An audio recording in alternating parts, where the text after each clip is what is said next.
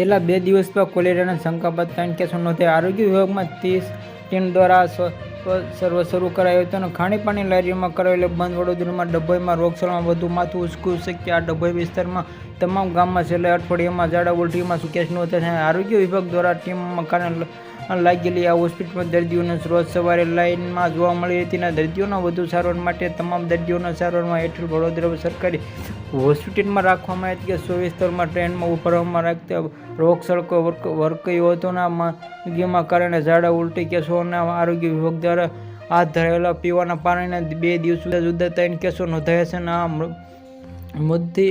બંધ કરાયેલી આ બસ ડભોઈના વિસ્તારમાં આરોગ્ય વિભાગમાં વાત સામે આવી છે કે પીવાના પાણીમાં અંદરમાં રેડ લાઇનમાં પાણીનો ભેળસેળ થતા ઘટના થઈ. આરોગ્ય વિભાગ દ્વારા ચીફ ઓફિસ પર લખ્યું હતું કે ઉલ્લેખમાં ટ્રેનિંગ લીક્સ પીવાનું પાણીમાં ઝાડા ઉલટી અને કોલેરા જેવા ભરાયેલા દવાઓનો ઝંટક કરવામાં આવી રહ્યો છે કે પાણીનું ગંદુ આવે સ્વસ્થ કરો. આટલું કરો ને ચોમાસું પીવાનું પાણી જો 20 લીટર પાણીમાંથી કે હળવાયેલું પાણીના અડધો કલાક રાખવામાં આવે તો પાણીના તે ઉપરાંતમાં તેનાથી ટેબ્લેટમાં નાખી આ દ્વારા કરવામાં આવેલી યાદી જણાવ્યું છે.